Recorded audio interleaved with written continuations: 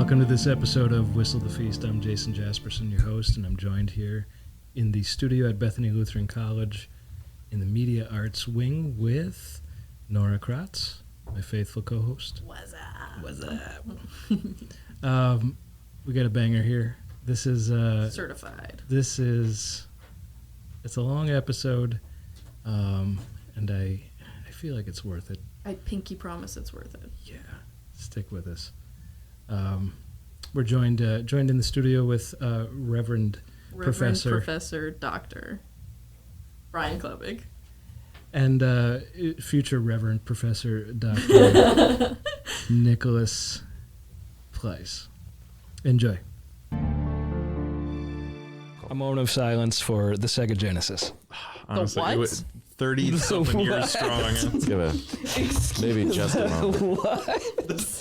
It's Sega Genesis chapter 13. For God so hated the world that we ended up here. What? Nick, what's up, hon? what are you yapping about? What do you want? You can't see it at home. I am wearing a beautiful ball gown, handed down to me by my great-great-grandmother. And his hair is curled. Okay, seriously, this isn't that kind of show. It is now. You've never been entirely explicit with me with what kind of show is this? This is the kind of show that tries to figure out what kind of show it is. There's only and so right much. now it's but an we know audio that it's not a ball gown. Nick wearing. We're Nick. pretty sure it's not an inherited heirloom ball gown on Nick Pleiss' show. That could be next week. It's okay. It's very conversational, though.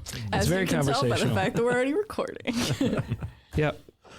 Theoretically, this episode of Whistle the Feast, that's what we're called. Beautiful. Theoretically, this episode might be about the way the incarnation of Christ is important for artists. Cricket. That's not something I've thought about very extensively. Me I'm neither. suddenly feeling under-researched. He told me on the way over. Satisfying. Yeah, it's been on the Trello board since the beginning. It has.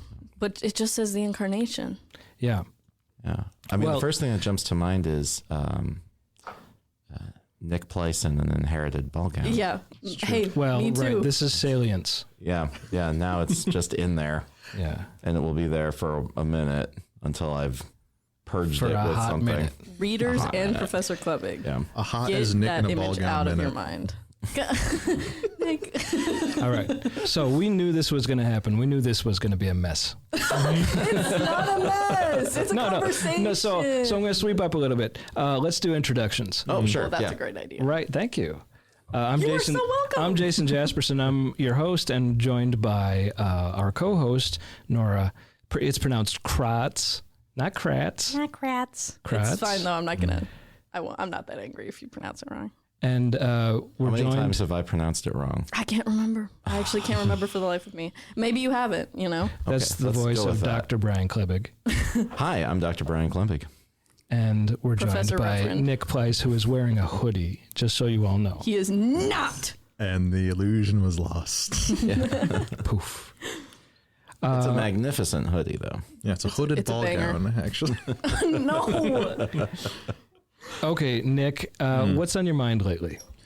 I can more easily tell you what was on my mind. Let's try that. Okay, yeah. Over this past weekend was my capstone project, and that is what I was pretty much spending 120% of my focus, energy, and resources on for this past week. Yeah.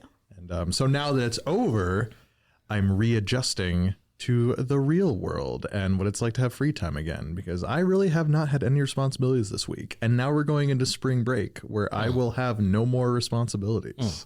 So it's all over. It kind of feels like it. Yeah. Tell us a little bit about your capstone. I would love to do that. So my theater capstone was a one-man show based on the Screwtape Letters by C.S. Lewis. The show was called Your Affectionate Uncle Screwtape. It was about 45 minutes long. It was pretty much just me reading out edited down versions of the letters from the book. And it went over very, very well. I'm very happy with the end product. Yeah. And for anybody that's not familiar with the Screwtape Letters, which was a lot of people that attended the show, actually, I know, shocking. What? Yeah, a lot of people did not know what Screwtape Letters was, and to be fair, I didn't know what it was until a couple weeks before I started working on the capstone. Well, tell us what it is. Yeah, so it is, like I said, book by C.S. Lewis. It is just a package of awesome Christian theology and philosophy, moral quandaries, thought-provoking conversation between two devils. It is Wormwood, who is currently assigned as a tempter to a human on Earth, writing letters asking his uncle Screwtape for advice. Screwtape is an elder devil, and all of his letters make up the actual contents of the book. So you're reading all of his responses to Wormwood, who you never actually get to read about. So it's a very interesting setup for a book. And a good friend of mine, Job Wozmiak, he read it and then told me about it. I was like, oh yeah, that sounds kind of interesting. And then sure enough, a couple weeks later, I was talking to Pete Bladel about what my capstone should be. And we were kicking around the idea of me doing a one-man show. And he was like, all right, well, if you want to do an adaptation, you got to pick a book then. And we settled on Screwtape Letters. And I think it's an awesome, like, medium to pull from. It's so good. It's rich and dense, but it's an easy read. I think I read it all in one sitting in like 5 hours or something like that. Like, it's just good. So I missed the show. Can I hear your Screwtape voice? Oh, I gotta get into it a second. It's so good. You need a line. But are you not being a trifle naive? It seemed as though you supposed that argument was the way to keep your patient from the enemy's clutches. So it was mostly British. Mostly British. You have to say your affectionate Uncle Screwtape. Your affectionate uncle Screwtape. Isn't that Oh, I lovely? was hoping there would be that nice big plosive on the tape. Yes, there was. There were Excellent. a couple of times where he really hit it. Like, it was funny. I was spitting at once. Did you call that a plosive? Yeah, plosive. It's where you got like a big old like punch on like Air. a B or a Like P. a puff of air Like an behind the sound. explosion? Yeah, like if I were to do it in this microphone, it'd be very poor form. But it's when you give So what I just did? puff of, Bingo. yes, very poor form. But you give like a puff of air into the microphone and it makes like a boom type noise. One of my tabs in all of your classes is dictionary.com, just so you know. Okay. I attended your show, and first of all, packed house. I was so stoked about that. That was incredible. Yeah, so leading up to the show, I didn't know what to expect from it because it's a senior theater capstone. From what I can tell, those aren't usually marvelously attended. It's like it's everyone you want to go will go to it, Yeah. like your near friends and family, and they'll be awesome supportive because we have that community. But I did do my best to kind of get like a push for an advertising campaign going, and seemingly it worked, and I was absolutely blessed with a full house. Was the TV on backstage? Like, could you No, see? I had So when did you figure out? Okay, so can I tell the story kind of leading up to that reveal for me is it was like the night before the capstone, my parents asked me like, hey, we want to put like a meat and cheese cracker out for people to go to your capstone. I'm like, oh, that's really nice. Yeah, thing. And like, how many people should we plan for? And I said in the ballpark of 30. And then they're like, okay, maybe we'll get a little bit of extras. I'm like, okay, sure. And then Jenna Thompson, the day of the show, she's handling all the media and stuff for me. She comes up and she asks me, hey, you got to print the playbills out. How many do you want? And I said, if you print 100, we will have extras. And then I go backstage, house opens, probably about 15, 20 minutes pass. So we're getting close to the show actually starting.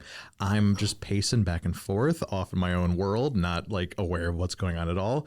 And then Darian, my usher / roommate, just walks backstage and goes, hey, just so you know, we're printing more programs. I was like, oh, and then sure enough, the show's about to start, and Elias, my lights guy, he comes down and he goes, man, we have the pre-show sounds and stuff going, but it's so loud in there, I don't think anybody can tell what's going on. I'm like, wow, how many people are in this house? And then sure enough, I walk out on stage, it was a full house. It was like totally full. We had to use the chairs in the aisles. We had extra chairs pulled for people. It was awesome. I was emotional. I had to like suck it in for a second, like just focus, did the show, and then it was amazing reception. Everyone was so sweet. I I felt so loved. That was a really good I could not have asked for that night to go better. I'm very happy with how it went, and good, because that was my capstone. Yeah, for real. Now, Nick, you're an admirable performer. Thank you. I want to ask what it's like to perform. What's it like being inside of you when the show is on, right? Where is your awareness? Are you aware of the people watching you? Is your attention in the story, in the script, in your character? And I don't know if you're prepared to answer this. I'd like you to work that out. Yeah, well, do you want the selfish or the selfless side first? I would like Which one's more the true? truth. What's it really like? I think we're starting the selfish side of that. I like attention. I don't think this is going to particularly surprise anybody if you know my personality. Yeah. And performing is a way like to be seen, but also it's like a way of, for me, just like saying like, hey, this is a skill I have, I feel confident in, and I know it brings joy to people. Mm-hmm. And so when I go out on stage and I see a full house, when we get a warm audience that's like really receptive to it, and I know everybody's there enjoying the same thing I'm enjoying, it's like awesome. I feel like I'm doing the thing I'm supposed to be doing. Yeah. And that just feels good.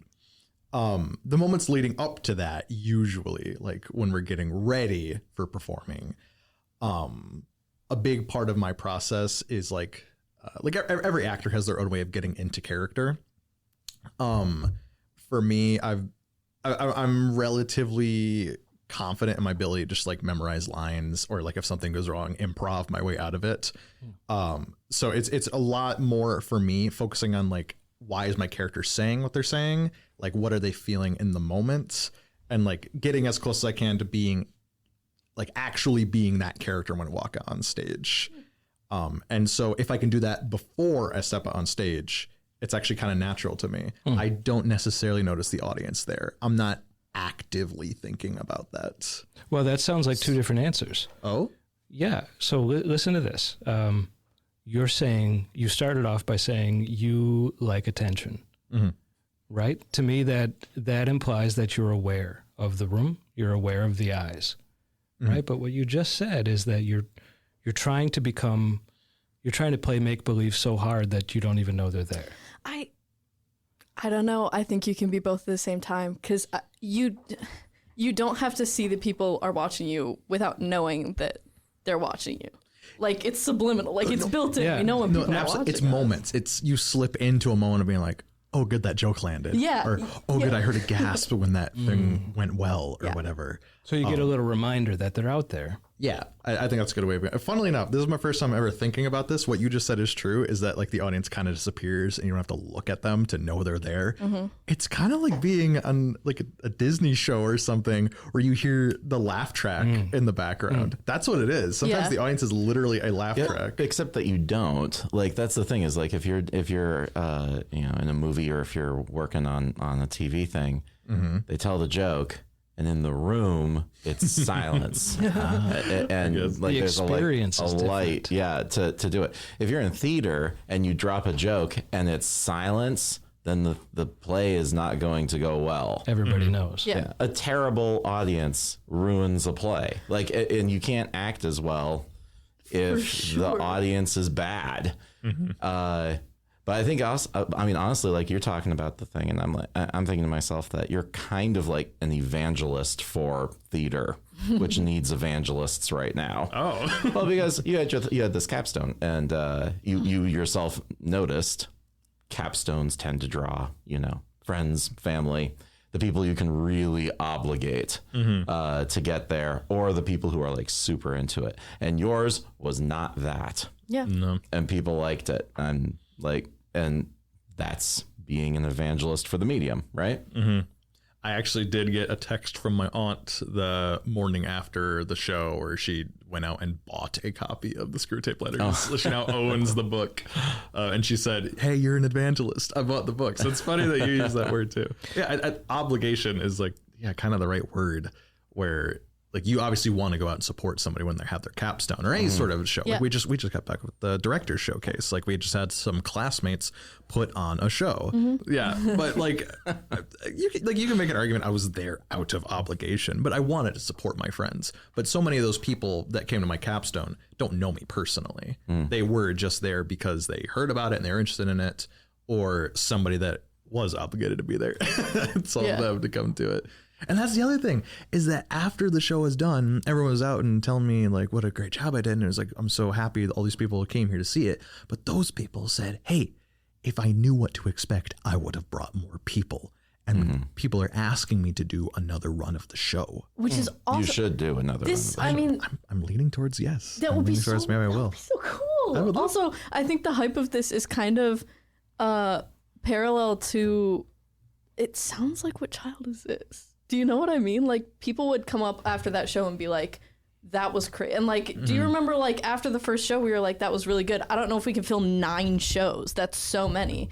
And like they would sell out and we had waiting lists and stuff, which is so cool that like you're one, like, I know, it's the same level. Like, it's the same level. I'm so humbled right now. It's so sweet. You killed that it. I absolutely am getting supports on all fronts. It's been a awesome. good year at Bethany for theater evangelism. Isn't that cool? I'm doing my best. Both literally and figuratively. Well, I want to bring a thought into this. I just had a talk with Misha Overn about her theater experience in Chicago, Second City. Yeah. And Could you believe it when you heard that? Yep. It took a second to register minds. for me. Like, I was so shocked. There are 3 award nominated shows, in the sort of city award circuit, and she's the common denominator in them. That's awesome. Every time. So cool. She has an agency. They're finding her jobs. And now she's in a workshop at Second City, which is like the feeder program for SNL. Has been for decades. Anyways, I bring it up because I read this to her, and I want to bring it into this conversation from a larger poem called "Our Deepest Fear," and I'll just read this selection. Your playing small does not serve the world. There's nothing enlightened about shrinking so that other people won't feel insecure around you. We're all meant to shine as children do. We were born to make manifest the glory of God that is within us. That's enough for now. Your playing small does not serve the world, right? So there's an authorizing in that, because I bring it up because it's a difficult thing to think about as a Christian. How do you think about performance, or how do you think about the gifts or the talents that you have, or the attention, that kind of thing?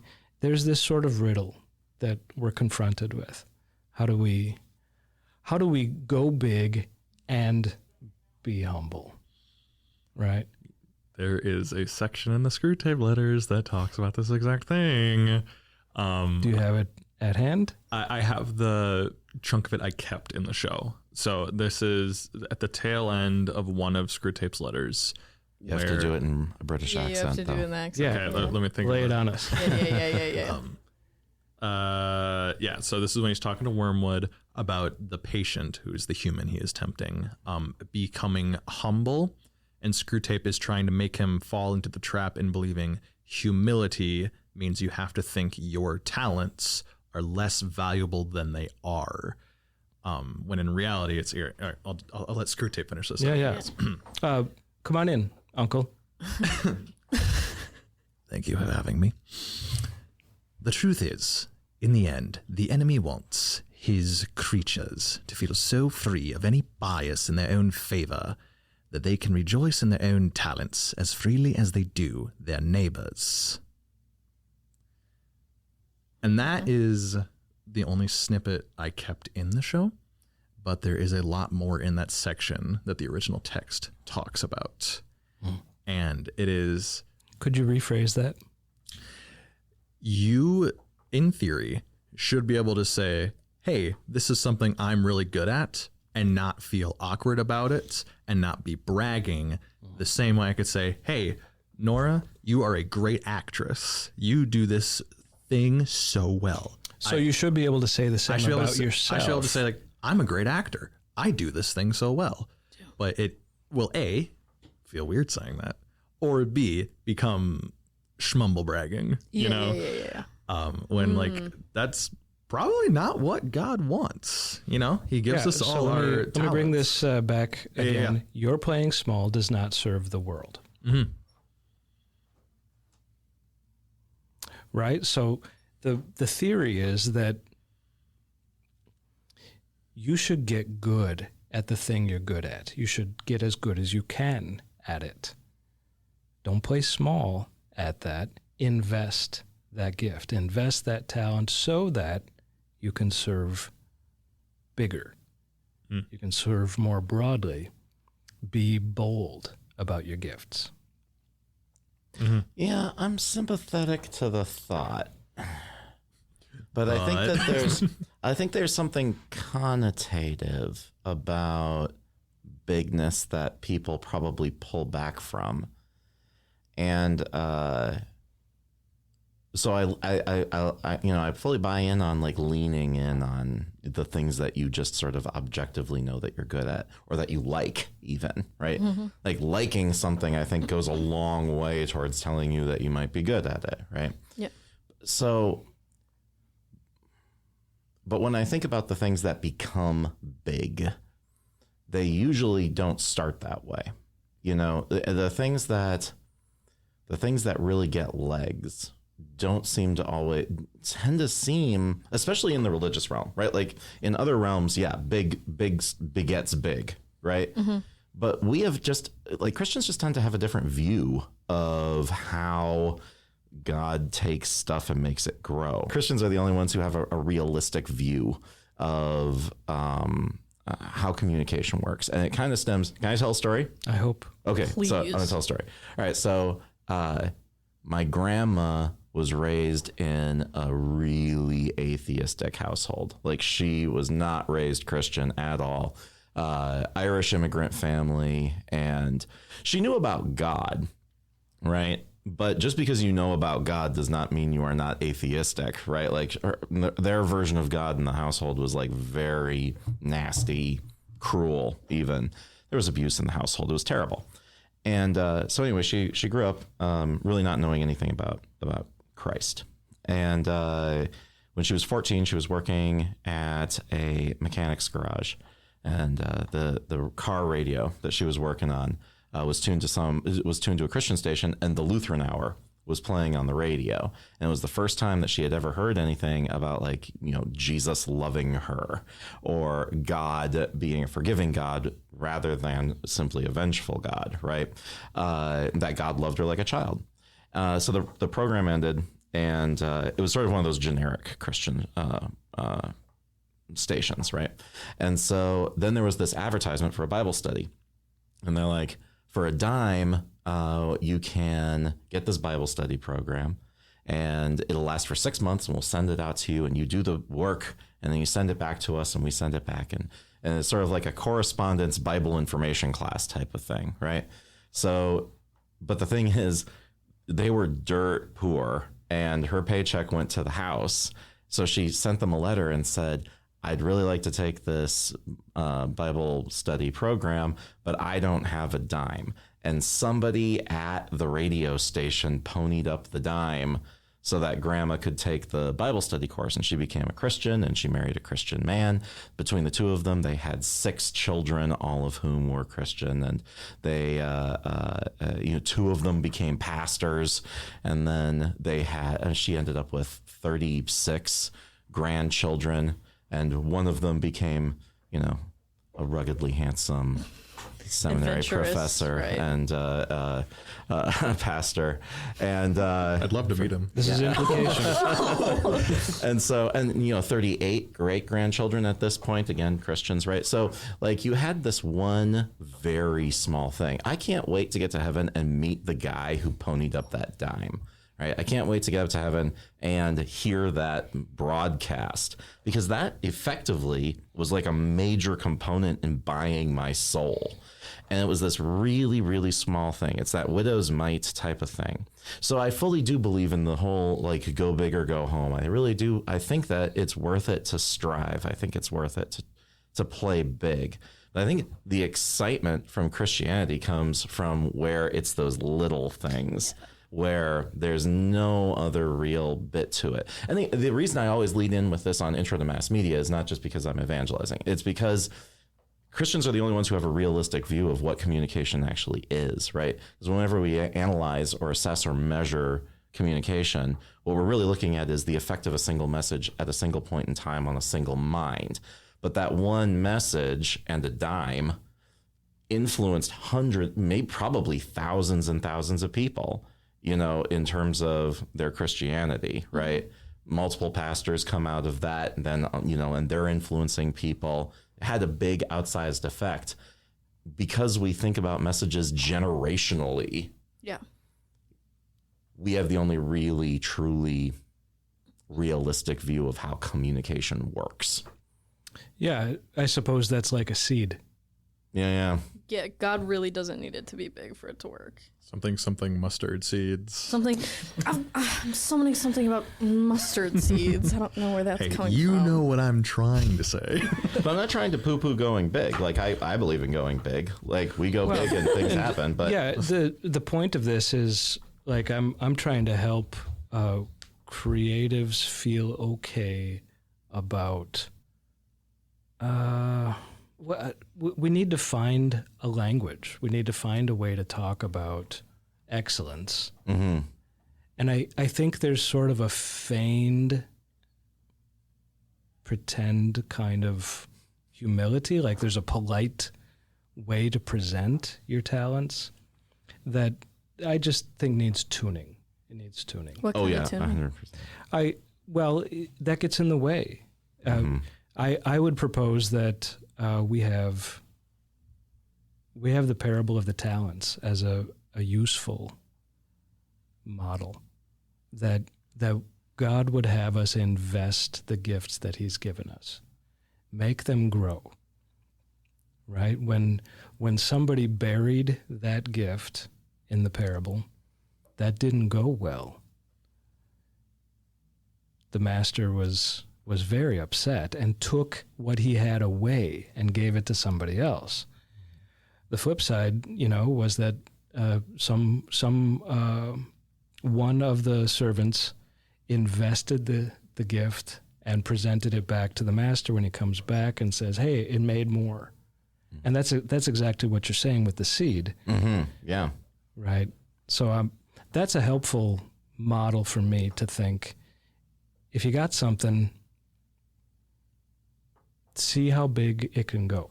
Well, and as soon as you launch yourself into trying something really big, you realize how small it is anyway. Like, the biggest effort that you're going to be able to engage in this world is more likely than not, in the grand scheme of things, still going to be reasonably small. Like, we put in that big effort on. Yeah, somehow we're talking big. Like, that's not really what I'm saying. Well, no, but I like big. Big is good to talk.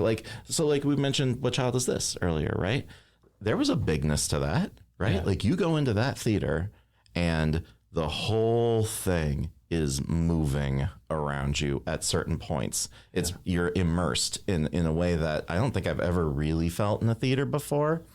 You just get absolutely dropped in. Well, that was big, right? You go in there and you can feel how big it is. And yet at the same time, it's Bethany Lutheran College in Mankato, Minnesota, right? Like, there's a certain isolatedness about it. But at the same time, we leaned in with a lot of talents from a lot of really talented people, and the seed still applies. The dime's worth thousands. It's still the dime, yeah. So on the more individual level then, are you more concerned with how people use their gifts or don't use their gifts, or with how they present their gifts? Okay, that's actually exactly, beautiful question. That's exactly what I was thinking. Because I think the question that I asked, I was curious about presentation, and you were talking about use. A dichotomy here. Lovely question. So, let's say I am an actor after I leave And you these are. college walls. Are you more concerned that I decide, I'm going to go into accounting because that's more stable and it doesn't matter that God gave me the gift of acting, I just won't use it? Are you more concerned with that? Or are you more concerned I go on to be an actor and I don't own it? I don't tell people, hey, I'm a good actor, you should come to my Christian show. Yeah. And like I just say like, oh yeah, you can come to it if you want, and be sheepish about it. What is a bigger red flag to you? I I think can take a guess. if but- I have to Bigger red choose, I think it's about using it. Mhm. I would advocate, if I have to pick, I would advocate that people use their gifts. Because you opened the conversation with talking about humility, Yeah, which is I was wondering if that's where this was going. yeah. I think that's on my mind because I think it's an internal problem that affects whether or not people use their gifts. But why would you think as an accountant that you wouldn't be using your acting talents? Like, I don't see why those two things are mutually exclusive. Like except for stereotypes, Nick. I'm talking Yeah, about like Nick. as a career path here. Let's say this. Your career isn't everything. Like my career has bounced around like crazy. I was a pastor in the parish, and I'm a professor now. And So I- you know. so Well, that is seated, true. That is fair. I'm seated talking- in vocation, right? Yeah. Couch this in vocation. Yeah, I was talking like red pill, blue pill. Like you do one thing or you do the other thing. Yeah. It's like if like you can use your acting abilities in your life or you don't use your acting abilities in your life because You're of- asking because Thankfully- this is present for you. Like this is don't on the think- horizon. Get out of my head. But he doesn't have to choose. God's really good. He can do both. I'm getting a law degree, man. I don't know what I'm doing. Well, let me address that he doesn't have to choose comment. I made a speech at my daughter's wedding that was partially pulled from Babette's Feast. And That's so good. one I of love that movie. there's this toast at the end of Babette's Feast, and we're called Whistle the Feast partially in homage to Babette's Feast. Yes. Oh, I Isn't had that no cool? idea. I'm so glad you know it because no That's one one gets of my that favorites. reference. Okay, so the toast, this general at the end, has like a revelation. He's sort of dovetailed back into a story that he had forked off from early in his life, and he had this red pill, blue pill moment, like I have to choose, and it felt agonizing at the moment to have to choose. He basically chose love or career, right? And love wasn't going to work, and so career became his thing. He's an old man and he's back, and he has this revelation, and he says, we tremble at our choices because we imagine grace to be finite. And at some point you realize that grace is infinite. And then he says something that baffled me for a decade. He said, even the things that we do not choose are given us. And I've got a better handle on it now than I used to. Mm-hmm. I think what that comes down to is that God provides. God constantly provides, and he'll give you an opportunity, and then like you can say no. And then he might just give you another one. It might just come a different way, another opportunity.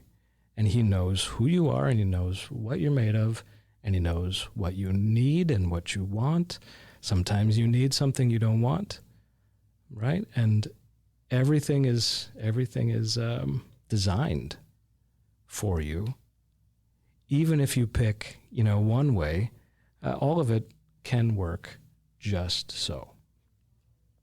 Yeah, I always tend to think of, God like this is very me, but, think about him like a chess player where you use your opponent's moves against them. The best chess players, their opponents are playing as much for the master as the master is playing for the master. And so it doesn't matter so much what you or even like the devil or the world is doing as an opponent. He's always going to be able to use that so effectively that he may as well have been making that move himself. It's interesting to connect that with what Nick was saying about what the future looks like. And of course, Babette's feast wraps itself up perfectly in light of that idea that God's grace, especially in the things that happen to us in our life, is infinite. In the end of the movie, there's this line that goes like, "Give me leave to do my utmost, I believe." Mm-hmm. And I mean, is there a better prayer? Like, give me leave to do my utmost. I like it a lot. It's really nice. This message is probably the most comforting thing I could be getting as a senior who's about to graduate and go into the real world. Yeah. It's nice to think about. Why do you say that? Dude, I don't know what I'm doing. And like in a few months, I'm graduating, and I like it when you call me dude. How sarcastic is that? No, it's true. I do like that. I don't know what I'm doing. I'm not stressing over it, but that also means like it's not getting figured out. I believe I have abilities and I have amazing connections and resources at my disposal that like something will happen. No matter what, in a few months here, I'm leaving with a diploma and I'm going to do something. It might not be exactly what I want at that exact moment. I know I can always head in one of those directions that I'm imagining, but I'm also mostly focused right now on keeping my options open. I anticipate my life is going to be full of lots of like pretty drastic changes. I see myself moving around a lot. I would like go do some time like another country, probably a few different career paths, which also is like the norm at this point. That's what everybody does, is everyone's got different options. What you were just saying earlier. Professor, Reverend, yeah, Doctor. Exactly. I have no idea what any of those branches are going to look like for me. And so right now I'm not stressing over it. So yeah, that's where my quote unquote concern is. Like I could tell you right now what maybe my top 3 or 5 dream jobs might be, but I'm not actively taking steps towards them, because if I end up moving that direction, I'll end up moving that direction, and I'm gonna have to get pretty dang bored before I start leaping out of the opportunities that are right in front of me to go chase those. I don't know. Future always flinches first.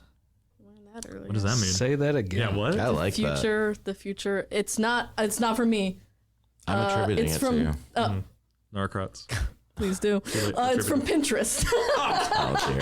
I don't know who said it. Now though. I'm I'm so definitely sorry. going to attribute Okay, it to you. so yeah. Say it again. The future always flinches first and settles in as the gentle present.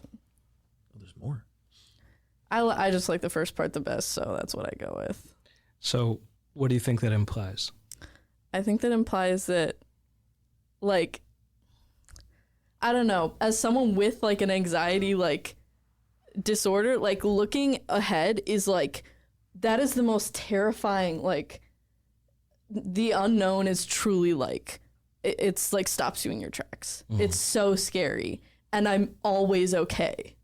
I'm always okay. Look, I'm fine. There you are. There have been 1,000 times where I'm like, I can't do this. I'm not gonna. Yeah. It Here turns I am. out the always flinches future is a first. fantasy, Oh, interesting. right? It's never real. Every future is imagined. Every future. Right? There's an everlasting present. We're always in the present.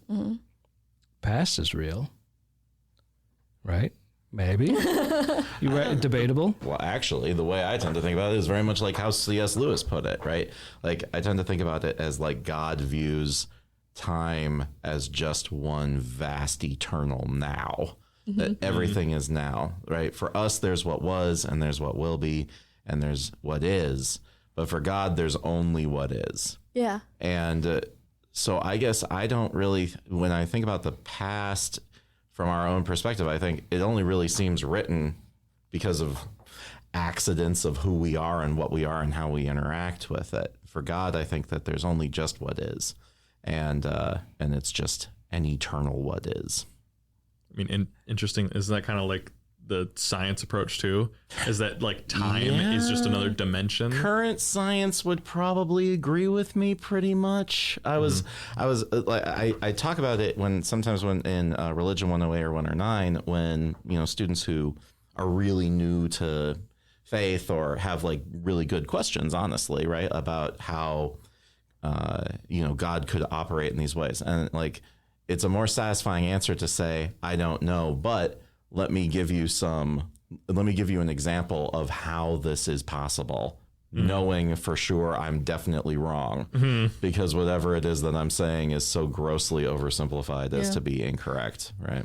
That is one of the scariest things in my mind about being a pastor or even just like an evangelist on any level, is like having to speak for God and just understanding you're always like not quite saying everything perfectly, or at least that's how it feels in my mind. That's the trick, right? Like, you're not speaking for God. You have to get that out of your mind, right? Like, the trick is you're trying to get out of the way of the Holy Spirit, right? He's the one who's doing the work, and it's his text that's out there. So your best work is to try to get out of the way, and focus on that, and help people focus in on that message. So putting words in God's mouth is something you want to very much avoid doing. Which is exactly what I'm afraid of. This is kind of off topic, but like, me, I need to stay on topic, Norah. I was about to say this is kind of tangential, and I was like, I can't say that word. That's his word at this point. I can't remember what I was going to say. I got it. Okay. Do you see like a set of jangling keys above the table here, like focus, shiny? We can't keep interrupting her. The answer of I don't know to a religious question has become more and more, not all religious questions, just some, has become like more and more like satisfying to me the more that I think about it, because some of the things like people ask, I'm like, if we knew, maybe he would not be God. You know what I mean? Like, we're not supposed to know. Of course we're not supposed to understand. If we can handle the answer. We're not, like... Exactly. We understand how God works? No, of course not. But you're feeling more comfortable about that, I would suggest, maybe even as a consequence of the education that you're receiving right now, particularly at the hands of Jaksyn in the art department, or Professor Jaspersen, or however I'm supposed to address you in this Dude. I'm going to go amigo. I love it when you call me amigo. That's my preferred... international, wow. That's what I prefer to go with. Because artists have to be comfortable with the unknown. And in fact, you're supposed to make us comfortable with the unknown. Like, you're supposed to be, that's an element of what you're exposing, right? If it's too on the nose, it stinks. So you have to become comfortable with the unknown. And so, I remember, long, long ago, someone said that we should talk about the incarnation and the arts. And that someone is like, it's coming. I see this pathway is leading us. It was we are going to go there. Well, I think this is one of the 93 ways that we get there from this conversation, is that the incarnation is a tremendous mystery, and it should be a mystery. And if we're talking about the combination of the incarnation and the arts, at the most fundamental, basic level, artists are the only ones who can get us thinking about it in kind of the right way, because you guys are the experts on communicating ambiguity, but still in a concrete type of way that I can approach and that I can take my time with and look at and meditate on. You don't need to, the art doesn't need to itself provide all of the answers. It can illuminate the questions. Yeah. And it can open your mind to possibilities, right? And that's one of the reasons I have a lot of fun in that Religion in 108, 109 class with what agrees with the current science in terms of like how we view time and multidimensionality and how some of that stuff tends to work. Because as soon as you start thinking about that, you start thinking, oh, right, God's not bound by, my own perception, just like reality itself isn't bound by my own perception. And in fact, if he's operating the way that it seems reality might work, then all of this stuff makes a little bit more sense. Yeah. Let's break down what you mean when we say God, right? So God the Father, creator, known for power, omnipotence, all-knowing, right? And of course, Trinity, all three have similar, same overlapping characteristics, but God the Father as that person, right? I think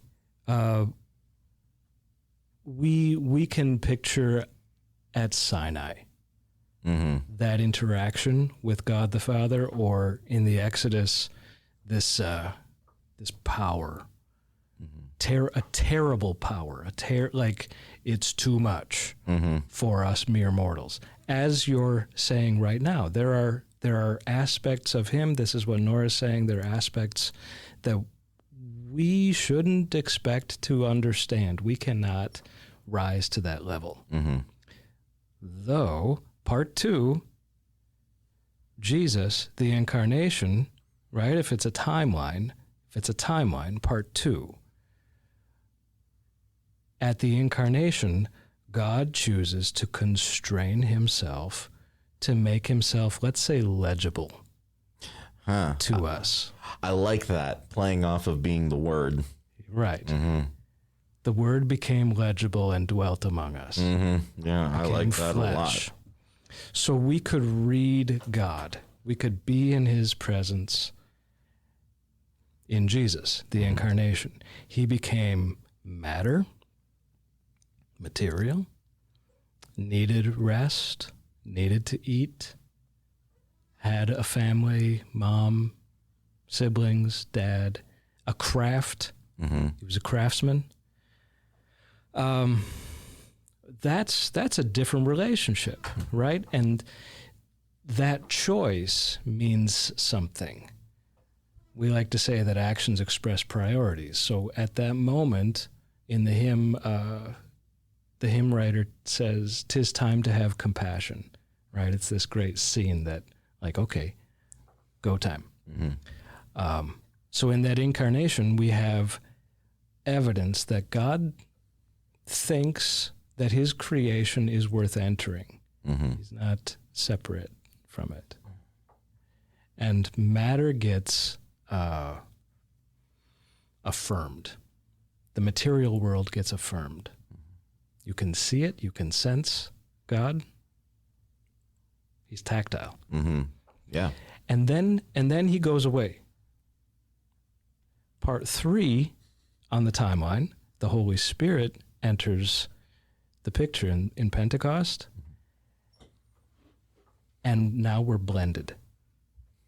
The Holy Spirit, God, now inhabits our body, our soul. And so maybe, right, through faith, we do have access. To what? God. Right? Through faith, we have access. Through prayer, we have access. The Holy Spirit lives in us. Right? So there's this timeline of like, the timeline is also like a spatial relationship from remote to next to us to in us. Absolutely. And that gets reinforced, we consume Christ's flesh, we drink Christ's blood. Yeah. God is in us. Yeah. Yeah. In a literal sense. It's this desire to like be together again. And that's coming from God. God desires to be together with us again. Yeah. And you can hardly get a more intimate togetherness than literally inside. Yeah. Is this an idea you've seen other places, or is this sort of a pattern you've picked up on yourself? Well, the stages of getting closer. I mean, I don't know that. I don't know if I've seen, but the Incarnation has been discussed in the circles of Christian artists extensively. I don't know that many sort of in our, I don't know. I haven't had that conversation with a lot of people in my firsthand experience.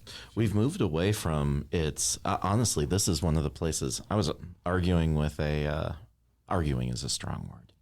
I was having a conversation in which my partner did not wholly agree at the outset concerning the value of arts in our circles, right? Because we really do focus on word. It's an old divorce, right? That exists for Lutherans, where we doubled down on the systematics, we doubled down on the study, and Rome doubled down on the imagery. And in general, it was a good move, but there's prices to pay, right? In the long run, and I'd like to see us recover some of it. And one of them is sometimes we have a tendency to over focus on either particular pet, kind of hobby horses, right? Or we have a tendency to not ask ourselves or talk about some of the really big things. And I can't think of the last time where I really heard a sermon that was focusing on like deep Christology or the two natures of Christ, or that sort of thing, right? And we tend to talk about it more in like a Bible study type of setting rather than like inside of a sermon. But in art, holy cow, it's inescapable. One of my very favorite images of Christ is the one that's at the monastery at the base of Mount Sinai, where you've got it's kind of that old, I think it's a Byzantine type of look, where you've got Jesus and the one side of his face is a little bit is kind of very perfect, right? And the other side of his face is a little bit more gnarly. And if you kind of hold up your hand and block out one side, what you're really seeing pictured there is Christ's divine nature and Christ's human nature. Right. And, art is the sort of thing that gets you. That's the Christ Pantocrator from the Hagia, isn't it? Yeah. Of course. Although I don't blame the. I was. We almost jinxed. I said when I said one of my favorites. The reason I said one of instead of my favorite is because my favorite is the Christ Pantocrator from the Hagia Sophia, which is the best one. That's the one. Yeah. Yeah. The one half, if you cover up half of his face, then you see Christ's divine nature. You cover up the other half, you see more of the human nature being. So, you might look at it at first and you'd be like, oh, why is Jesus so ugly in this? Or maybe the artist wasn't very good. Mm-hmm. The artist was depicting a mystery. Right. And that's at Mount Sinai. That's Mount so cool. Sinai. Right. And that's the thing is and with it being Christ. How epic is that commission? Exactly. That commission. Yeah. Right. I mean, that's in some humans' hands to do. Yeah. That's crazy. And you say the word commission. I mean, think about how broadly that's meant, right? Someone commissioned that artist to do what that. What a great commission. Exactly. Yeah. Plagiarism. The great commission. That's one great commission. Yeah. Trademark Jason Jaspersen, 2025. Trademark Bible God, jokes. the Bible. Scripture jokes. I think we had Aaron Wakeman from the Friends Network. What is he in the Friends Network? What is his title? He's the director. He's the director. Yeah. From the Friends Network, we had him on, and he gave me a really different perspective about Christian art that you kind of just described. Just that I think in my mind it always very much took like a back seat. Like sometimes we kind of have to fight to get art into churches, or like really imply like you guys should have art in churches. And he literally, described art as being like essential to worship and to Christianity and to like all these different ways. And like truthfully, it had always been kind of a side. It would have been like very separate, and it's really cool to hear that it described like that again is more important than I thought it was. It is. I think it's inevitable too, right? You get a group of Christians together who are passionate about what they're doing, seeking to fulfill that Great Commission, and I think that art has to be kind of an inevitable consequence of that. How does it not happen in that environment? And this is why the Incarnation is an important consideration, because God chose to represent himself in material ways that can be sensed, seen, heard, touched. That's what art is in a diminished way, right? It's sensory. It's perceived with senses. Logos, words, right? In the beginning was the word. Logic. That's a cognitive kind of relationship. That's an internal, invisible understanding. And what we're arguing for and trying to trying to bring back into the conversation is a visible manifestation and understanding. I think, 100%, right? And I think there's one of the threats one of the things I love best about being a Lutheran is that we're the nerds of Christianity. It's the best part. And Say more. well, because we are systematicians, right? Like we do think about things in terms of, we have doctrine. Our doctrine is extensive, right? Doctrine is boring and nerdy, right? It de-emphasizes the emotional, and it focuses on, here is the logos, here is the word, this is what it says, right? And we focus on that, and that's the smart thing to do, right? The threat is that you turn your religion, your faith, into strictly a concept, right?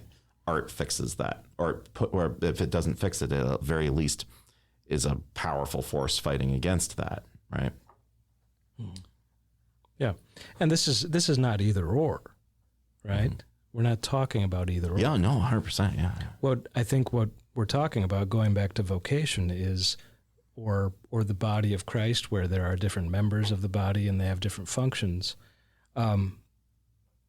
I think there's been a blind spot in our fellowship for creativity. Oh no. In recent generations, and I just think we have work to do to provide a place at the table for the people who are makers, who make things. That is actually something that Pete Bladel taught me, is like a very big distinction between like someone who's creative versus someone who is inventive, where it's like someone that has the ideas and a lot of it maybe lives in their head is inventive. Like those are just, it's essentially thoughts on paper, right, or if that, versus the creative type, who's the someone who actually wants to go out and make the thing, create the program or the project, or physically shape something with their hands, whether it's practical or it's art. And I at first, when I heard that, I thought it was a little bit like pretentious. I'm like, man, when you say creative or inventive, people know what you mean. Yeah. But like, I've definitely come around to that understanding, because I am definitely one of those things, and I'm definitely not the other of those things. Say more. I so badly struggle with the follow through on making the things. Is everyone in here a creative type to some degree? Yeah. I think so. So For sure. I would imagine. Okay. I'm wondering if this is just a me thing or if this is an everybody thing. Would you It's say not. I haven't asked my question yet. keep going. I don't think I know the answer. Is the majority of stuff you guys create seen by other people? Like, do you think if there's something you want to create or make, or an idea you have you shared it with somebody more often than not? I'm laughing because, like, Probably if I not. write an academic journal article, it's always a question like, how many people are really reading At least one. this At thing least that has- I've put in hundreds of hours on? Yeah. Or at the very least, you shared it Yeah. with the intention of somebody seeing it. That's good enough for me in this context. I think no. No, not the majority. Not the majority. I'm trying to understand the question. Like, are there more things that are unseen than are seen? Yeah. Yeah, and by seen, we're talking. I'm not trying to speak for you. Mm-hmm. By seen, I think he means literally if you just like had a conversation with someone about an idea. Yeah. even. Anything you shared with like somebody else. mentioning it, Or it does the- getting out of your head, or Does a it sketchbook that no one externalize in sees. some way? Yeah. No, I think most of my concepts never make it out of my mind. Okay. I would say the majority of mine do, Okay. That's interesting. at least in the form of me ranting to somebody. Why do you think so? I'm very chatty.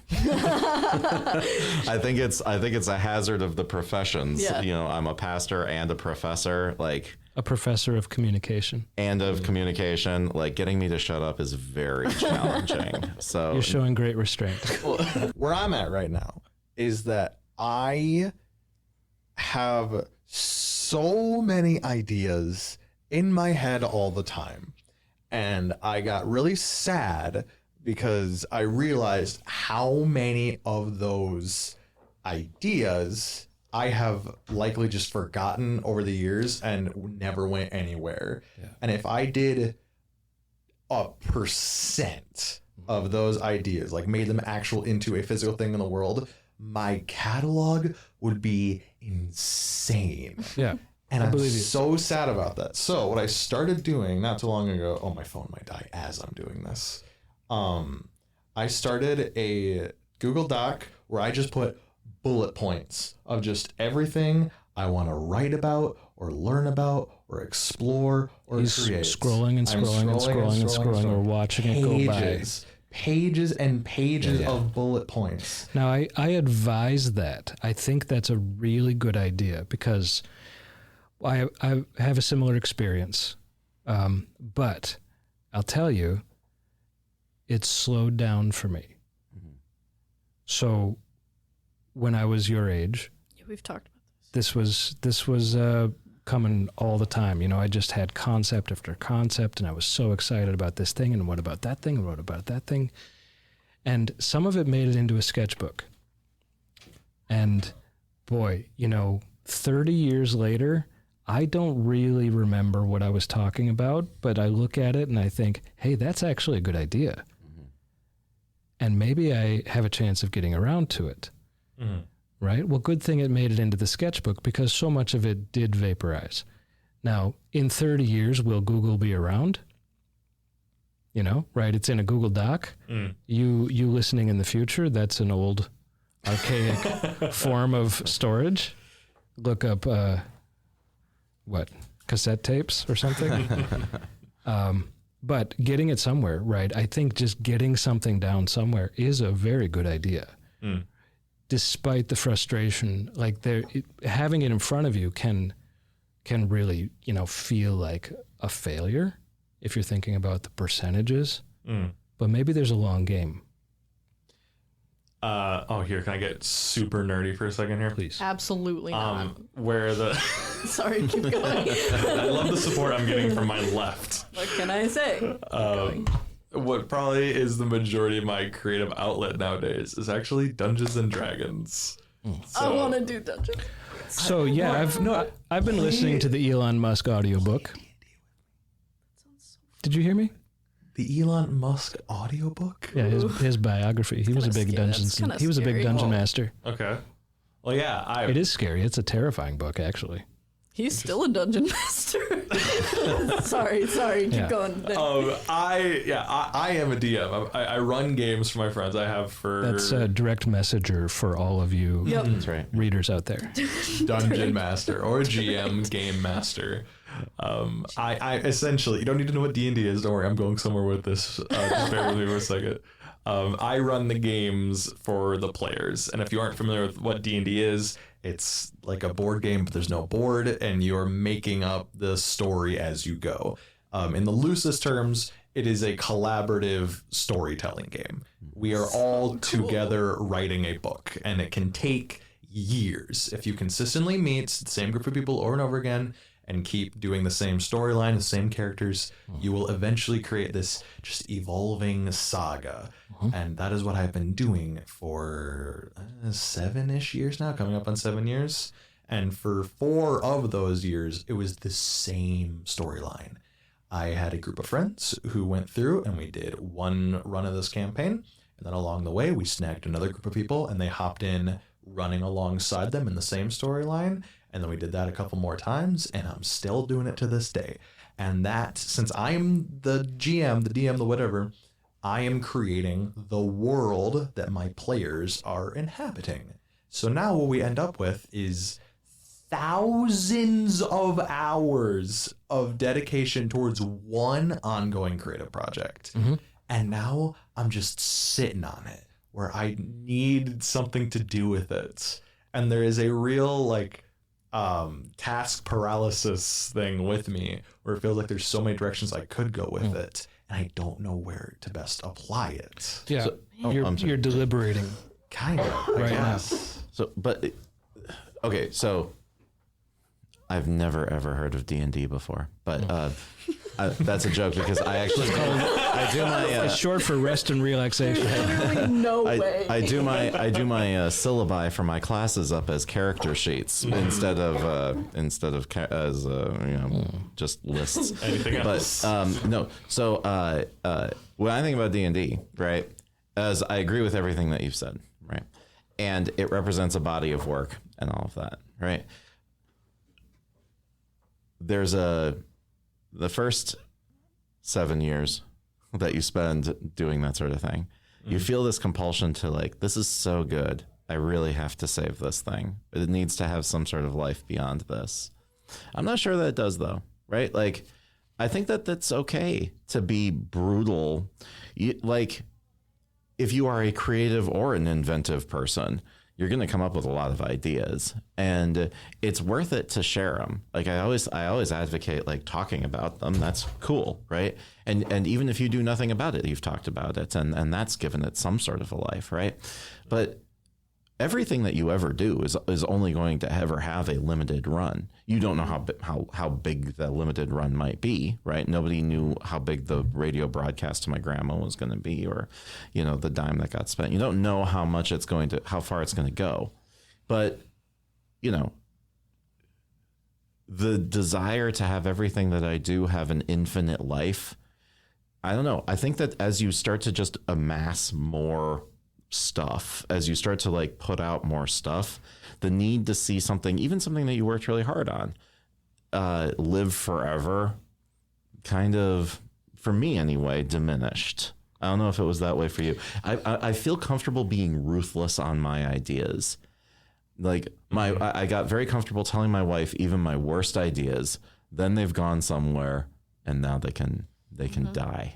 Here, so consider this. Consider optimism.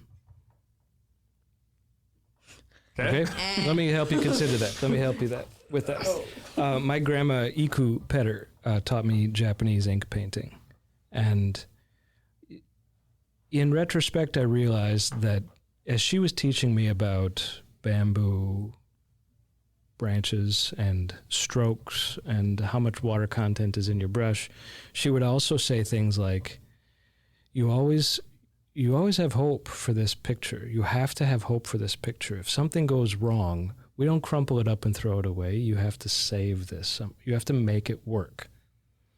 Right? That's not necessarily about that piece of paper. It's about a state of mind. And that has served me very well, that state of mind, that stance regarding creative work. Now, that doesn't mean that, well, I have stacks. My wife is annoyed by this. I have stacks of everything. I have every scrap of paper. I have every canvas. Like, I have it. It doesn't reach the light of day. It exists. But where I'm going with this is that iteration is really an important thing to think about here. Like, right?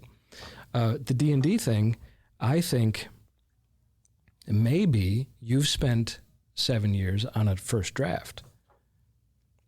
And so iteration, that idea of optimism and iteration, is that you could use all of that experience, you could use all of the content, and if you have sort of a freedom with it, within yourself, you're not a slave to it, but you see that it has potential to become a new thing, it always could.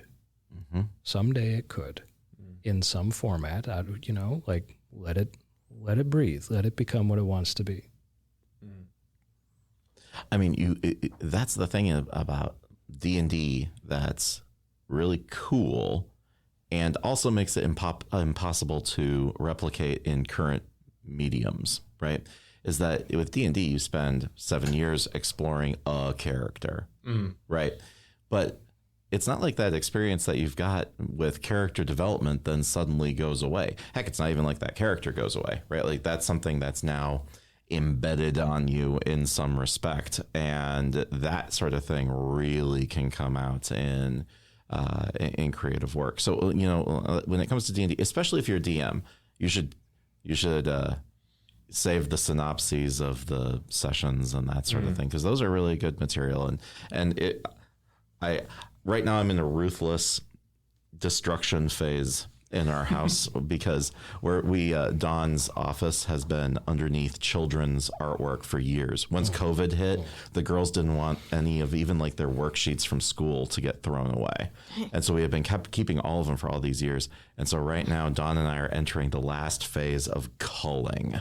It was easy at first, where it was like, okay, these are worksheets, let's just get rid of them. But now it's down to like, which pieces of the kids' art do we really want to keep? That's like rough. what actually do we keep in the house? And it's tough to call that. But at the same time, like, it's not like the stuff that we choose to lose is just wasted effort that's now in the trash bin and makes no difference. Like, that still lives in, it lives iteratively, right? Like it was part of them growing. Right. And I just want to keep some of the mile markers, to along the way. So just to keep us on track here, as Jesus ascends out of sight, he says, "I am with you always." Mm-hmm. Literally, he's that way. Yeah. He's physically disappearing, right? The worksheets can get thrown away. The D&D can get thrown away, right? But the lessons remain. It's affected me. Yeah. You have been influenced. Yeah. Norah, what's been on your mind lately? Well, right now, I'm thinking about, I went nonverbal because I was thinking about how one thing about humans is that they're going to tell a story. And I read a book over Christmas break called The Red Tent, and it was about Dinah. So the youngest of Jacob's kids, his daughter.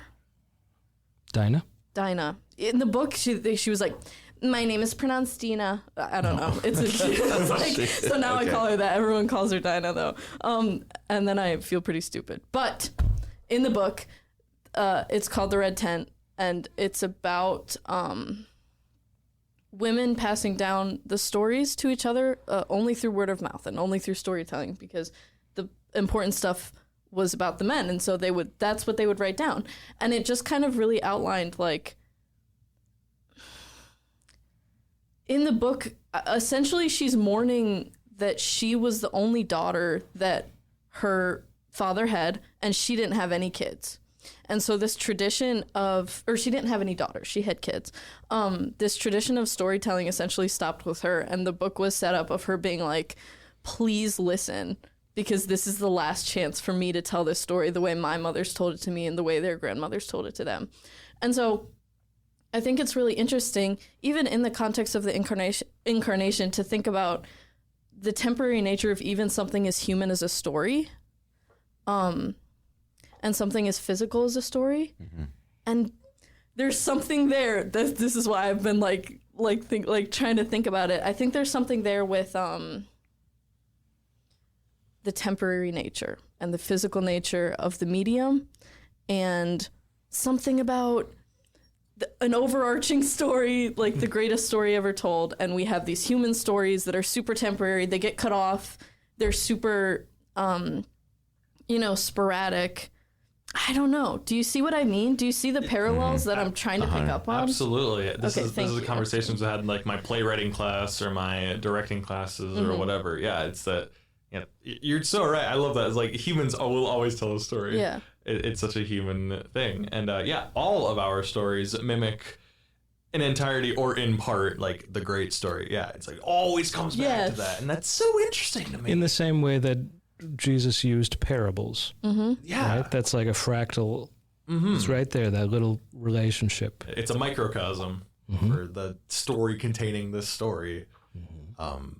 It refers. All of these stories refer. And it's throughout history. We do it all the time. And the stories themselves are temporary, but it's crazy that it just keeps repeating over and over again. From detached cultures, from detached spans of time. Like there'll be like you can find dark ages in history where like there was just like no records that we have at the time, and then like suddenly something will get discovered, and it's like, oh, well, these were completely unrelated, but now all of a sudden we can find there is still the cycle of telling these stories between them. Like humans just really didn't change in that Exactly. aspect. And I think we find that parallel in the incarnation in the way that this always is, this what Professor Klebig was talking about before of God's viewpoint of time as being just a thing that is, except that Jesus was here at a linear point in time. We can say with some surety he was here 2,000 years ago, for like a number of years. So there's that temporary nature once again, and that's exactly, I think, what Nick is saying. It's just like this like sporadic human storytelling that's so linear and so like messed up because we're such like messed up creatures. And then this linear like the same thing is mirrored in the incarnation of God and these two different ways of seeing time. And just, I mean, it all comes back around of humans like truly and completely being made in the image of God and being imperfect images of God. These humans are gonna love this whole storytelling shtick. I'm gonna do my whole thing in this medium, and then boom, they'll get it. It's crazy. So that's what I've been thinking about. I'm glad I asked. I'm glad you were too. You did too. What have you been thinking about? Oh. And we're out of time. What have I been thinking about? Okay, so in recent weeks, it's dawned on me that God has granted my prayers, my fervent prayers. Like there are themes at certain points in your life. Nick, you were kind of hinting at the red pill, blue pill sort of. I'm about to graduate, and what's gonna happen, right? So I've been through that. I went through that phase, and at that time I had desires. I wanted things to go a certain way. I thought it was going to go a certain way. And at different episodes, different times of life, there are different things that I have wanted. So let me give you a long overview. Grade school, I find out I'm an artist, and my grade school doesn't really do anything with it. High school, they do even less. There's absolutely nothing for me in high school. There's no art education in high school. And this is frustrating to me internally. And I'm kind of angry at the system. I think, who's going to take care of this? Will somebody take care of this? And I go to school to become an artist because that's what I think I'm going to do. And then God says, here, go take care of this. Right? So watch that pattern. So I think I'm going to be an artist, and God says, I'm going to answer your prayers. You're going to be the one that's going to take care of this. Mm-hmm. And I'm a little put out.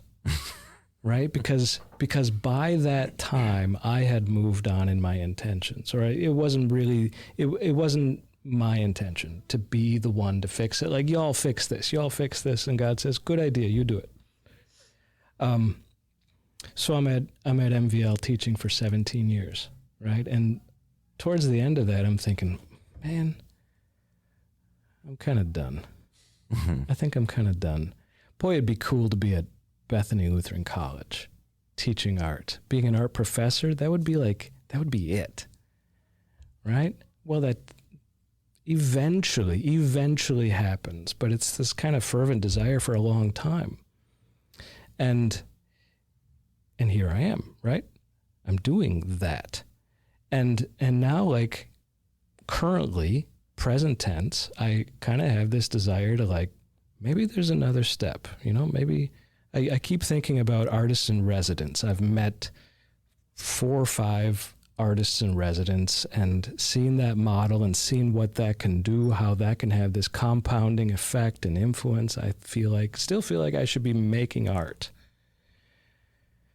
Okay, I tell you that story, right? That sequence to reveal that, Norah, you're asking what's on my mind. What's on my mind is that I have this habit, in retrospect, I look back, I have this habit of praying to get out of the answer to my prayers. Mm-hmm.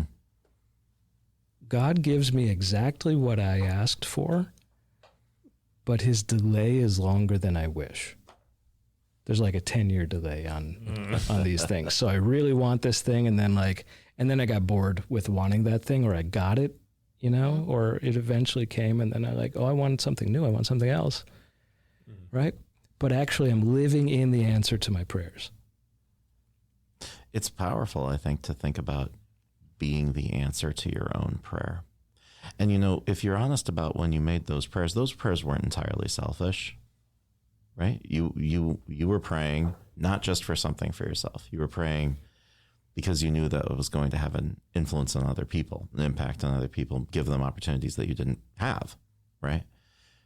The delay might not have even really been a delay, right? It might have been a right away, yes, this is a thing you're going to have, and now you're going to go through your 10 years of training, you know, and building and doing D&D campaigns to build up the experience that's necessary to make this thing happen. And so, you know, there was a really influential professor over at MLC, Martin Luther College, Danny Deutschlander, who I think you had as well, right? I've watched his lectures. Yeah. I don't think we ever met. Deutschlander as a last name is a perfect description of the man. Just imagine the man who's attached to that name.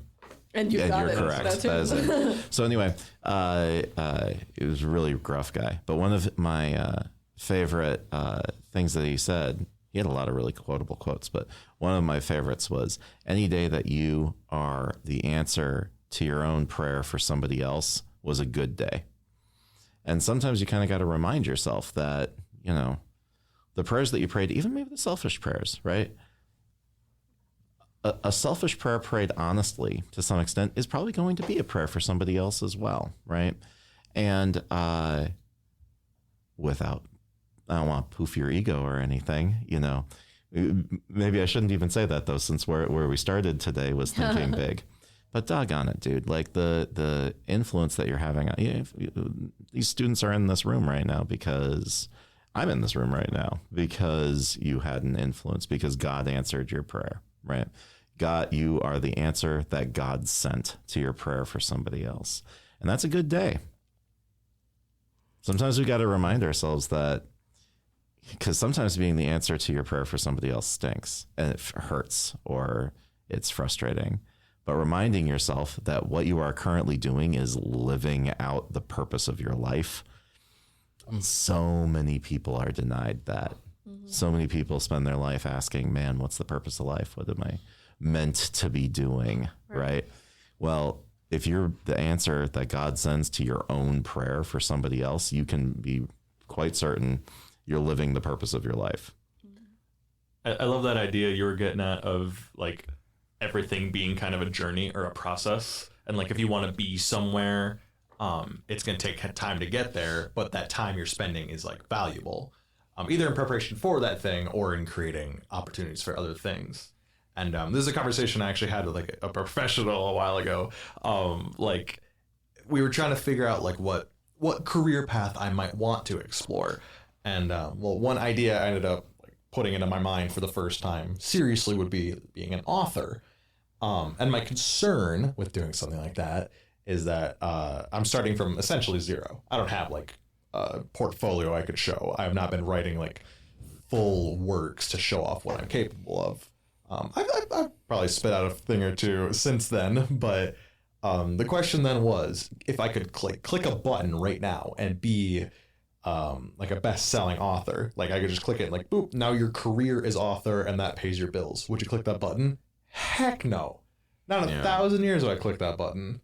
Yeah. Because that takes away so much. Like I'm going to enjoy the process, of course, but also like that process is how you get to be like a confident artist. Not even for the sake of like, do I sell copies and keep the lights on, but in the sense of like, am I confident in my ability to like write and convey the thoughts I want to convey? Do I believe I have the work ethic and dedication to do this stuff? And all of that comes over time. And this is all part of like the conflict I'm at right now, where it's like, well, what thing do I want to pursue? And I'm just trusting God is going to nudge me in the right direction. And over time, I will get where I'm supposed to go. I don't know. It sounds to me like you've got your nudge. Like, because, so, and again, this is, I feel like I'm talking too much. No. The No such Can thing. we get some visual media from you? Yeah, I know, Maybe right? some interpretive dances. Put the VR headset over the microphone. No. Okay, so my original major was cinematography. Mom's a screenwriter and producer, or was. She retired this last year. Congratulations. Tell her Yeah. God rest her man. soul. She's moved on to bigger, better things. Actually, I'm really happy. But so I kind of thought, well, I'm in the industry, and so I'll be a director, and it sounded like a lot of fun. And I remember one night, I had a team at San Jose State, and we were doing stuff. And it was fun and it was creative and we were making good stuff and I liked it, right? And there was an awards night that was hosted by kind of like a hero of mine, even in the industry. And we did really well that night. I got back to my dorm room and I laid down and I was like, that was fun. That felt good. But it didn't feel as good as it should have felt. Like I felt good, but just not great. And then I thought about the guy who was presenting the awards show. And I'm like, let's imagine everything that I would just ever dream came true. And I ended up with his life, right? And he's better than me in every way. Like I had to acknowledge that just on an ability level, he was just more talented fundamentally than I was at this, right? But even if by some quirk of fate, I was able to get to where he is, I wouldn't have wanted the life that he had. And so then I had to spend the night thinking about, okay, well, what would make me happy? Like, what would I actually want to do with life, that's actually going to be satisfying? And by the end of the night, I realized the only thing that worked in that slot was being a pastor. And I was like, got it. I didn't want to be a pastor. But it was literally the only thing that was going to tickle that. Now, I'm not suggesting, and now it is time for you to become a pastor, Nick. Do not do that. It might be a good time for you to have your terror-filled night where you face the darkness and say, well, what's actually going to make if all my dreams came true about something, what is the life that I actually want to have? And that might give you some answers. Well, I'll tell you now, I'm off to a good start. I have been extraordinarily blessed with my life up until this point, and I foresee I will be for the future. Yeah. But I don't know. There's a dozen paths I could see myself going down and enjoying. One awesome thing about this podcast that I think I bring up almost every time is that I just get to sit here and ask life advice questions to people who are so much smarter than me. Every single time. Don't look at me when you say that. No, all of you. I'm people who are smarter than me, people who have more experience than me. I get to be like, so how do you handle da-da-da-da? And something that Andy Overn said in professional practices, he had this whole slideshow that was so practical. And we got to the last thing, and it was just this Bible passages all about don't worry, cast all your anxiety. He always ends by just being and I want you guys to know at the end of the day, you can't control any of this, and whatever you think is going to happen is wrong. He's so so much. I don't know. It's just a viewpoint that I appreciate so much, and especially that idea of you don't have you don't have a choice. God knows what's up. Gosh, that is one of my favorite. I'm gonna misquote this now, but it's an idea where it's comfort is inevitable, or it's you will be okay because you don't have a choice. It's something along those lines. Which taken from certain angles may be extraordinarily privileged sounding, where it's some people don't have it. That's not a thing. But it's just a direction thing where it's you just gotta go. You have to go, and you will be okay as long as you don't stop going. I don't want to make it sound like we've got God's perspective but we might have a little more insights on it, right? Give it a shot. Because when we hear students talking, especially when they're talking about their uncertain, by the way, this is one of my favorite things to do. If I can sit down with Jaksyn and Ben Lunston or Andy Overn or Emily Kimball, and a bunch of students, and we just talk. We have a code word for this. Scotch. Yeah. Yeah. Oh, Coined- of course. I've heard coined about by- this. Coined by Deutschlander. Well, Danny Deutschlander. Dan Deutschlander dropped the idea. He told me, like, he was talking to me over scotch after a presentation one time. He's like, you know, when academia really started going downhill? And I'm like, no. And he says, it's when they banned scotch from the student union. And I've heard this quote before. I've heard this. it's because the professors would get together and somebody would bring something interesting to drink, and then they'd all drink it. And then he said, "Is the door You closed?" changed your orientation. You faced me in order to say something. Yes. And then we got sidetracked. No, but sidetracking is good. But no, actually, the sidetracking is the point, right? Yeah. The sidetracking is the point because we hear these students talking and that they're so uncertain about their future and they're concerned and they have, it's hard to analyze yourself in a lot of ways, right? But I hear them talking and like, I kind of know. I don't know what they're going to do with their lives. I don't know what they're going to be. I don't know how they're going to manifest it. But doggone if I can't see the talents, if I can't see, I think that we see some things that maybe they don't even see about themselves. Yeah. Maybe that's part of what we are supposed to be doing is like helping reveal that to them. But like while Nora's talking, and the tangents thing, that's what I'm saying is like, as you've got an unusual gift where you're talking and I'm thinking of a million different things that we like directions that are brilliant that we could go in on that conversation. You were the right co-host for this podcast. But as you're like exploring all this stuff, you know, we talk about God's view or plan or, for our life. And I, if I'm honest, I'm shy about using the word plan, right? Like, because sometimes then it becomes very much a blame game on him or, like we get some silly perspectives. We treat it as though the idiot thing is that we treat it sometimes like, we have a past that's written, right? And there's nothing that we can do to alter it. And sometimes when we think about the fact that God knows what's happening, we think, oh, so as far as God's concerned, the future is just like the past, it's already set, right? Which is one of the reasons why I emphasize for God, everything is, not everything was, right? Our pasts are ordained to some, to as far as we're concerned, right? Projecting that on God is bad, right? But it makes us a little uneasy when we think about how God has this view on us. But I feel like we kind of get a little bit of that with the students that we've got. You mean like this half of the table looking at the rest? Yeah, we're looking at these guys, and I think we know some things about them that maybe they don't know about themselves, and a lot of their uncertainties feel a little bit more answered in my mind. I don't know. Yeah, I'm gonna verify that.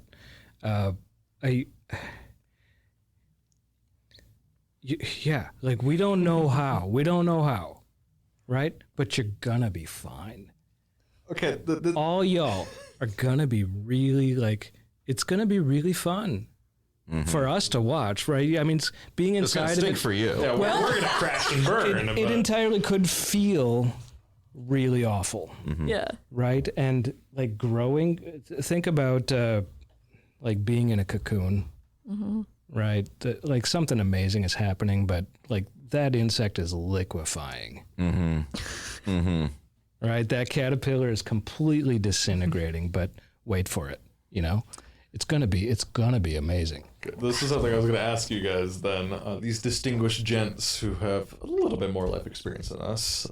We're catching up. Yeah, it's a joke. We'll get I'm making jokes right now.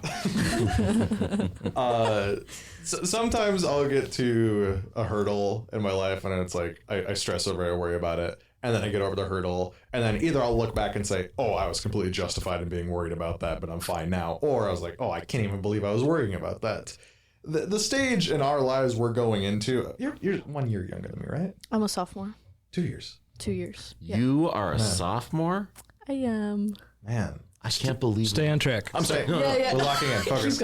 Hurdles. Do you see like this hurdle of getting out of college and getting into the real world, which is a phrase I'm starting to hate? Do you think this is ridiculous to be worrying about it, having gone through it? Or are you like, oh, it's scary and it's messy and I don't know how I'm I think it's a big change. Okay. I think it's overhyped, the concept of the real world, right? It's like the concept of the future. Yeah. Like, it's imaginary. All of it's you are in the real world. You always are in. This is the total reframing that I wish everybody could get to. Mm-hmm. The real world doesn't come, and the future doesn't come. This is exactly the question I asked Ben Lunston. Do you remember? I was talking to them and asking them questions, and I was like, it feels like you guys are on the other side of something. Like you broke through, you made it through something, and we're on one side of it, and you guys are on the other side of it. And I want to know, is it going to be okay? The thing that we've made it through is that with our extensive life experience and the wrinkles and the weight, right? Like the thing that we've really made it through, I think, is facing real, scary, difficult, painful times, getting through to the other side, and increasingly, never perfectly, but like increasingly being able to say, you know what, I think God's got me on this. And to have some trust on building trust on him, building trust on what he works inside of us, right? Like if God's given you an ability, if God's given you something to work and you're working it, then why not have some confidence in that, right? God gave that to you. So there's nothing insane about you guys being scared about what's going to happen. But as you continue to age, you will face things of equal difficulty and they will bother you less. But you'll also face things of greater difficulty, which will return you back to your college days of uncertainty. I think, you accumulate the thing that we have is an accumulated set of personalized assurances upon reflection. Personalized assurances that, it was always going to be fine. You were going to be provided for. I call that manna, the concept of manna. I like that. Where, God gives this material manifestation to Israelites in the Exodus. Imagine their stress. 2 million people in the wilderness. It's like Woodstock gone wrong. Right? And suddenly there's food. Crazy way to There's food. Israelites in the wilderness. Right? And the rules are amazing. You can't hoard it except when it's the Sabbath. Right? Like it rots except when it's the Sabbath, then you pick 2 days worth. Mm-hmm. Right? There's a message, there's a meaning behind that. It's the same as the feeding of the 5,000. God's providence. God sees you clearly. He sees you. In fact, he inhabits you. Mm-hmm. He knows you that well.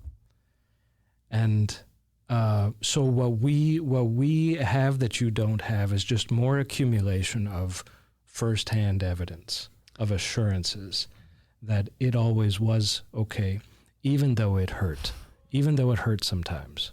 So do you stand by being scared? Yeah, I mean, you're not invincible, you're not superhuman, I think learn from being scared. I think.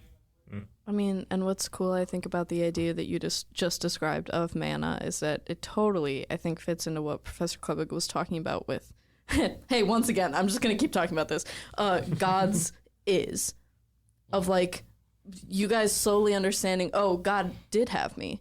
And for God, it's like, yeah, I did have you, I always will have you, I have you. Mm-hmm. For him, it's just, that's what it is. There's nothing linear about it.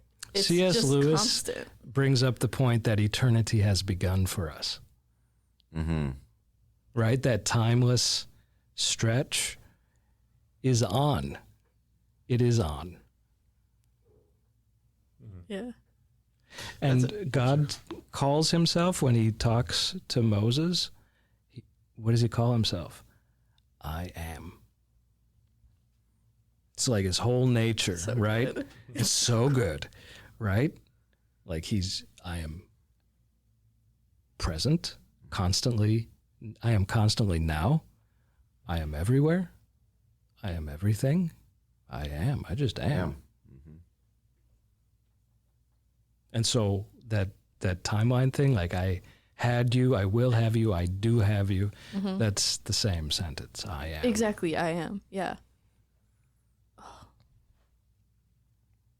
Yeah, when we start thinking about God and eternity and the fact that he's able to reveal some things to us, that's when it gets, for me, that's just super exciting, right? It is. Viewing that he views his, we talk about like the number of hairs on your head, right? And everybody's like, oh, that's really impressive, right? But like, it's a cool party trick, God. But I mean, isn't it kind of like that's how we kind of think about it, really right? impressive. When we think about, but when we think about it, with the attempt to stretch ourselves just a little bit in God's direction, knowing that we're not going to get there, right? How is it that God knows you better? Well, because he knows the whole you, right? He knows 2-year-old you and 80-year-old you and 20-year-old you all at the same time right now. Because I am. That's so great. Isn't that wild? I'm going to feel so stupid when I get to the end of my life. Like, oh, of course things had to go the way they did. I didn't know what I was going to be like when I was 4 times my age. Yeah. Right? You know what helps is so cool to think about. We're thinking about your future, right? Consider you're in the future, right? Look at little you, right? Look at that little you looking ahead to a time when a high schooler was like the big kids. Yeah. Right?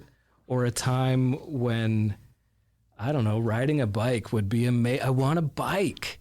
I so want a bike. Or I can't ride my bike. I scrape my knee. I'm crying. I hate my bike. Yeah. Right? But look at you now. For that kid, right? You are the future. And that's such a crazy thing that God knows every version of you, right? So when you were that kid, he knew your present you. Yeah. Do you remember that simultaneous painting I wanted to make? The one about time? Yes. Kind of that idea.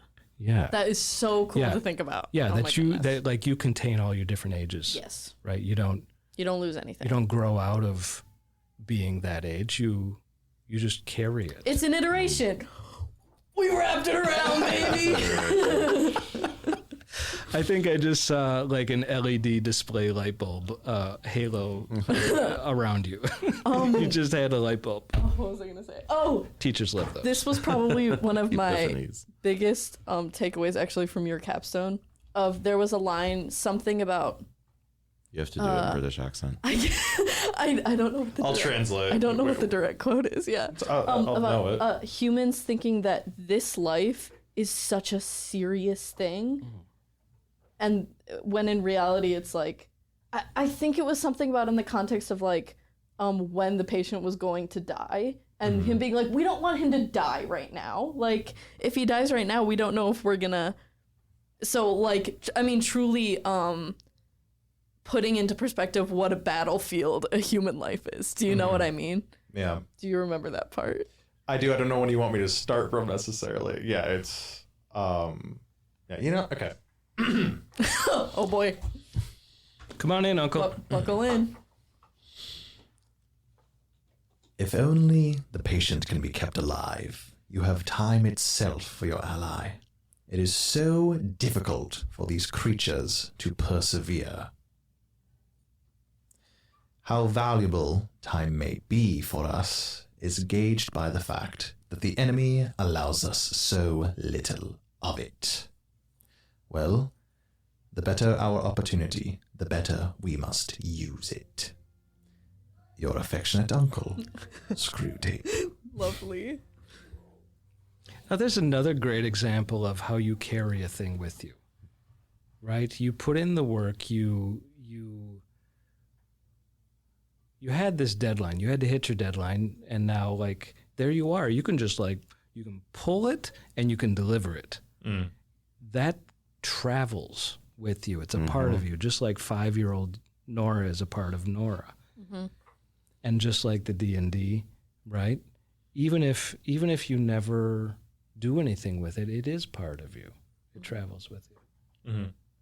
Yeah, screw tape's going to be in there forever. Like, you know, like there's not two ways about it. I was in my senior year of high school. I played Scrooge, and it was the only time I ever really acted on stage. Like I did backstage. I was stage manager, and I did a bunch of stuff like that, even through college. That stuff is still in there in a very big present way. Honestly, I think that's one of the biggest benefits to doing theater, to being part of theater, is that you embody that role. That thing's in you for forever. The character is a part of you.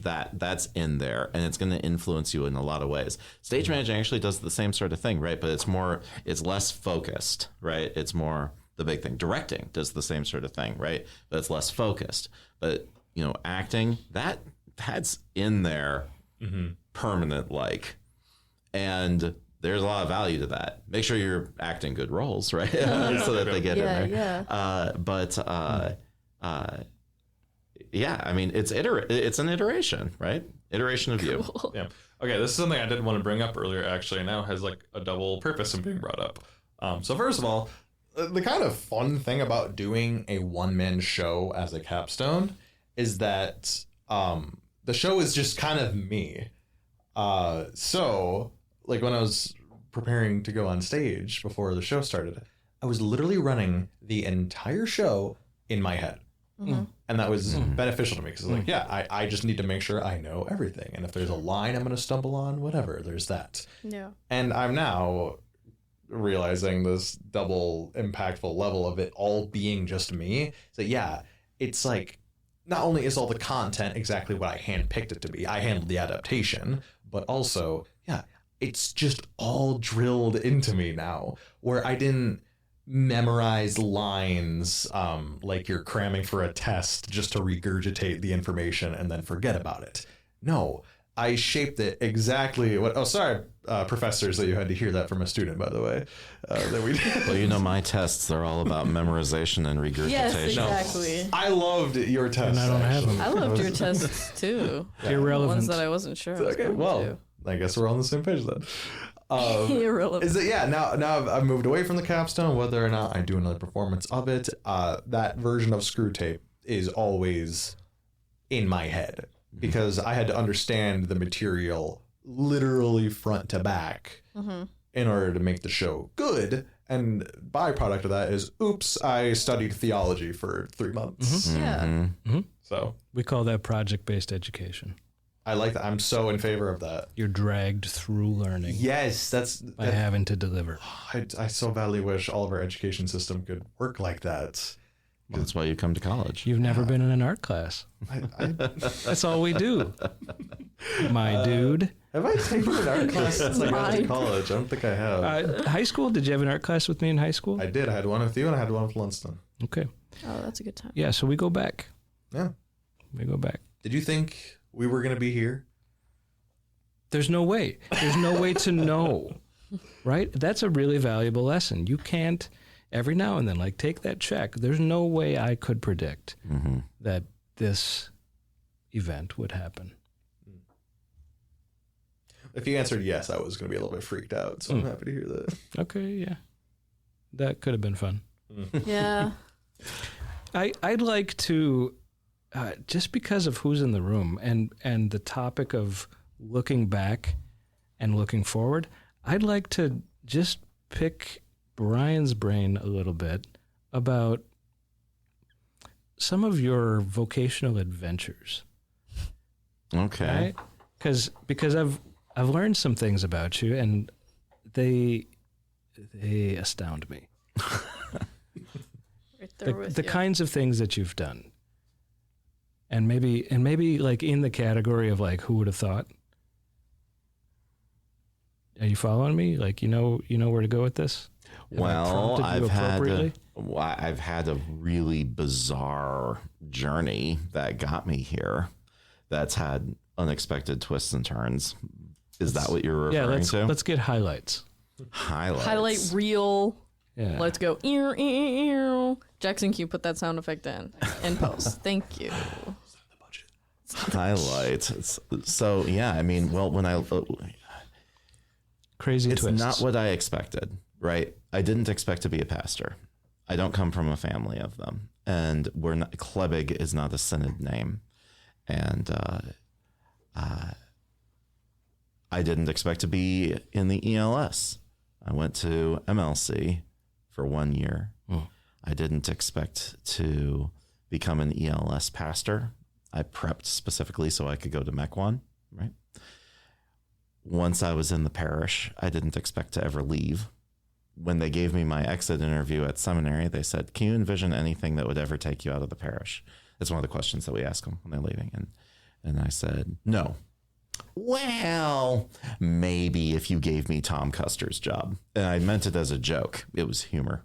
And they laughed because it was a joke. And here you are. Yeah. Well, three years later, Tom Custer was down visiting in Florida, as he did, and he offered offered me his position, and I was shocked. But there were hoops that I was going to have to jump through. I needed to get a PhD in communication if I wanted that job, so I started applying to places that I thought were worthwhile.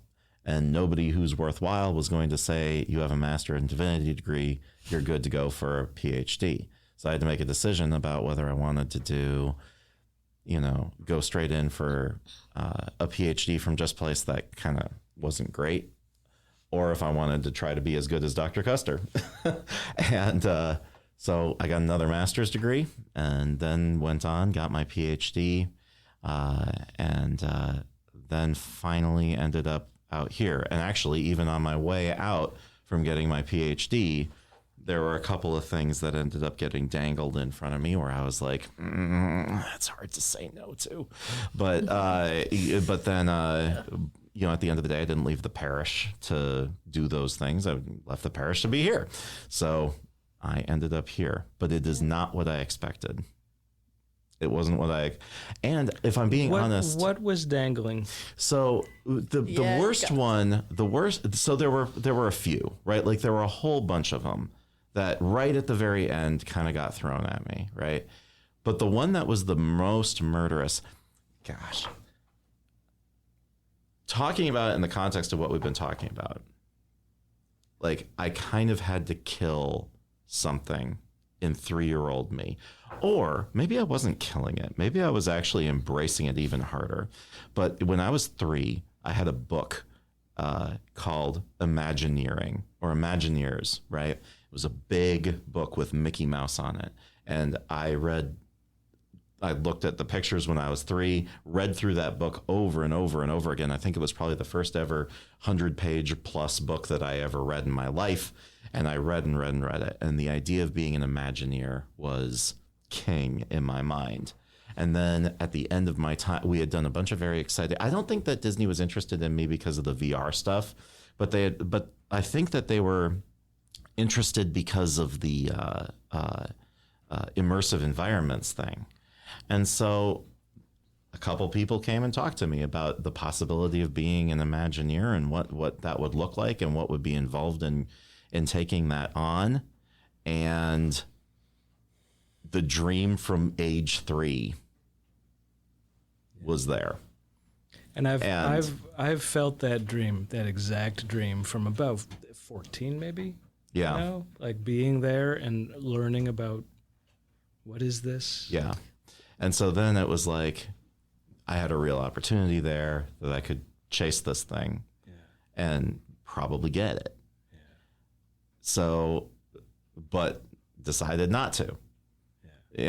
And Don might still be a little mad at me about that one, actually, now that I think about it. But then I came here. I love setting this up crudely. You picked Bethany over Disney. Yeah. No. You picked Bethany over Disney Imagineering. Why did you say that you embraced it more? Well, because think about what I'm doing here, you know? Like, I've got a lab, like the one that I had at Michigan State that got Disney interested in me in the first place, or at least some of the people there, right? And so I've got that thing that got my foot in the door. Well, heck, even like think about like, what child is this, right? Like Elias, thank goodness for him, right? Like he stepped in and really ran with that thing. But it was nice to be able to like plant that seed on Pete, get the tech end of the thing going, right? Like get that all set up. That's an immersive environment. That's the kind of immersive, if I'm being 100% honest, like I know I get the VR thing put on me a lot, but like VR is very niche, but I really am interested in like virtual environments and immersive environments. Doggone it if that wasn't an immersive environment. Like you felt in that thing. And so a lot of the things that were exciting to me about the idea of being an Imagineer when I was a kid, I get to do here for a little bit more meaningful of a purpose. Yeah. So there's the crazy thing. The answer is yes, but better. You got it. Yeah. You said no, and you got it. Yeah. Isn't that crazy? That is crazy. Because grace is infinite. And God said, no, I'll do you one better. Because I know you. I know what you need. And it's not Disney. It's better. So we've been asked to make sure that we promote Bethany, and there you have it. Bethany Lutheran College, better than Disney. Better than Disney. Boom. Better than Disney World. And cut. Just kidding. That's a tricky thing. I think I had one of maybe the worst days of my life at Disney World, at the happiest place on earth. Oh dear. What happened? Or should I not say? It was a very long day of teaching. How old were you? Were was you a yesterday. child or an adult? No, I was an adult. I mean, this is embarrassing. No. This is like, I had a long day of teaching high school, went to an airport, got on an airplane, got off the airport, long day of travel, you know? Good gravy. And then meet the family at the Magic Kingdom, right? What you don't know, or what you don't realize, is that there is sound piped in every square inch, right? The bathrooms have music. The streets have music. There's announcements, and they've got you covered. Well, there is no quiet. There's no, like, I was exhausted, completely overwrought, and like, by the time that night's done, I am in a fetal position on the ground outside In front of the castle. in the Magic Kingdom. I'm kind of behind the castle, not far from it. Like, I'm like, I gotta get out of here. Somebody, please get me out of here. There's no escape. We used to go to Disney World every Thursday. Wow, man. And but In Florida. In Florida, yeah. I was in the parish for 4 years down there, and then I was at UCF for my second master's, so that was 2 years. Year and a half. And there's an art to it. Like, you have to find those quiet places, and we would go to it because we didn't have any green parks in Sebring, so we would have our picnics and that sort of thing at Disney and kind of play games with ourselves. What people don't know is that there's like an in-state rate. There used to be. That's gone, apparently. I think my parents have some kind of a... Oh, really? I was told that they Snowbirds got down rid of that. We had what we jokingly called it the Pastor Pass, because it was weekdays only, and you're blacked out over the hottest months of summer, Christmas, and Easter. So anytime I couldn't go anyway, we were blacked out. It was perfect. Yeah. So anyway, like we would go there all the time, and it is sensory overload, especially if you're on like a time limit and you're like, oh man, I'm going to leave and miss the stuff. Right. And being 16, being 17 is different than being 37. Yeah. Or something like, you want the sensory overload when you're younger. Like, You crave it. The Incarnation to Disneyland experience pipeline is not really what I was imagining for this, but it's awesome. Kidding me? It's basically a straight line between the two. It's essentially point A to point B. What do you mean you weren't expecting that? It is a lot like one of my classes, actually. Absolutely. We started one place. And I think it's a lot like your life path. Yeah, I knew someone had to bring it up. There you go. You never know. Isn't that fantastic? That phrase has become more and more meaningful to me. You never know. You never know how influential you are. You never know where you're going. You never know who's watching or how a thing resolves. You never know. Yeah.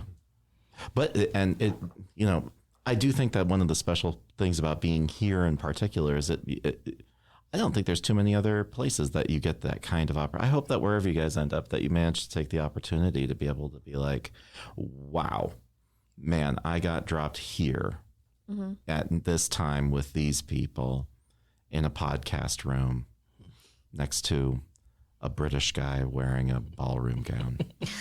A hooded ballroom gown, no less. No less. Wow. Well, this podcast is ending. This episode is ending. But it doesn't have to end exactly yet.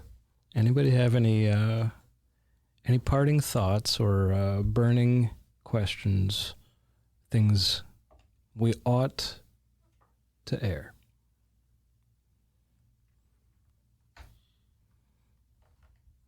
Well, I'm eyeballing the students. I want to hear something from them. Same.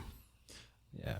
I have something on my mind that's just been roused by the session, but it's not a particularly satisfying thing to end on. Same. Well, Nick, this isn't that kind of show, so do say. Of everything we've been talking about, faith, life advice, creative types and struggles and whatever, and just the unknown is all fueling this continual battle I've been fighting, particularly recently. I'm looking back now. I think it's probably been most of my life, and I just really haven't realized it till recently. Is I am terrified of wasting what I've been given. I completely recognize I have been very fortunate in my upbringing. I have family that can support me in any way that I need. I have an awesome circle of friends. I have incredible mentors and teachers in an amazing, safe, and nurturing community. Yeah, don't screw it up. Exactly. I don't want to screw it up. That was a joke. That's humor. But it's not. It's real, yeah, dude. Right. There's a weight. He called me dude. I feel like I'm just potential energy. Yeah. And I think that's true. I've eternally struggled to become kinetic. But witness screw tape. Right? You just did a thing. You just did a thing. But it's not the end, and it's not everything else I can do. No. So I gotta do the next thing now. So I before you say anything, you are not solving my problems in one podcast setting. But time will tell. I think you're doing fine. The struggle is that you have internal pressure because you have so many ideas. Right? It's like a really enormous zit. Oh. That's our friend Nick Pleiss. It's a really enormous. Is a blister better? He's a blister. He's a really big blister. There's pressure. That was I should not have taken this there. We definitely can't. So I suggest that you find ways to take action but make your expectations realistic.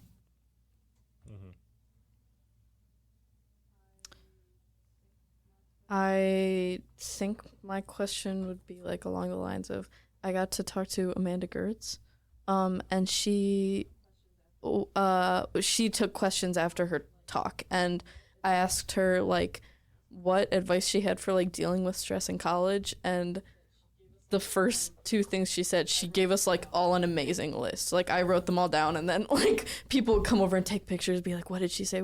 But the first thing she said was, take a walk and watch the sunset. So I think my question for you guys would be like, what are some small delights that you guys have discovered that make a really big difference? Which may be kind of goofy, but I'm really curious. The thing that she said is inefficient. Mm-hmm. Right? There are delightful things to be had in non-utility areas. Mm. Friendship is inefficient. There's nothing productive about being a friend, having a friend, being in love. You know, some of the greatest things in life are useless. So that's, I think my advice would be find some useless stuff. Oh yeah, no, 100%. For me, it's I enjoy being outside of myself. Like, I don't know, maybe it's an extension of like being a video game nerd, but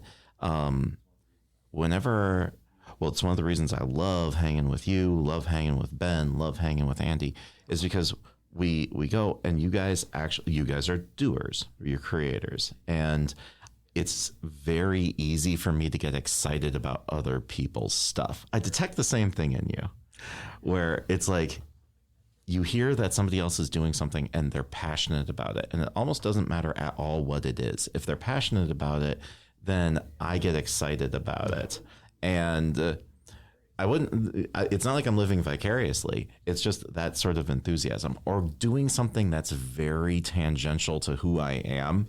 Like over the summertime, I basically become a full-time gardener with Dawn. We go outside, and I'm not a particularly good gardener. Like, I don't have a particularly green thumb, but I spend all my time doing it. And there's a huge relief to doing something that's not just like who I am, right? It's taking a break from me. And I get pretty tiring after a little while, and I'm in me like all the time. Yeah. So taking a break from me is useful. That's funny stuff. I think this is for all the readers out there. There's something to that, like the gardening thing. I've found that in woodworking, and I think the thing about it is like being embodied, the incarnation again.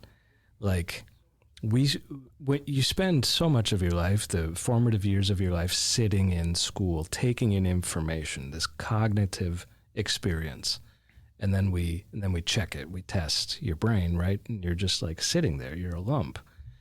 But when you actually do something with your hands, and maybe you engage in something in which you have to have some level of skill, that's really satisfying for me, where like it matters. How I do it matters. So for me, woodworking has been that thing, especially with hand tools, chisels, hand planes, hand saws. I know how to use machines, but lately it's been like, wow, I like the stakes of potentially screwing it up, right? By having something that's a little bit wobbly.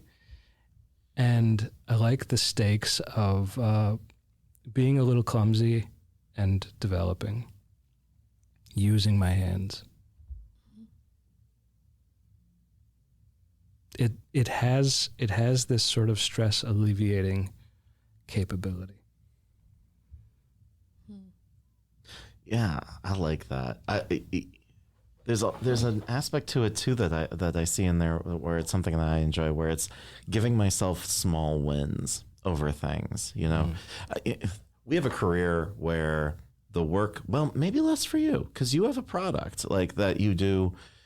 You know, when you're embodying your artist in residence self, right? Like you're a valuable professor. But the reason that you're a valuable professor is because you're an accomplished artist, right? And if you ever stopped being an accomplished artist, then you would not be a good art professor any longer, right? And so you have I don't necessarily have something like that. Mm-hmm. I have some things, right? Some outputs. but they aren't as concrete.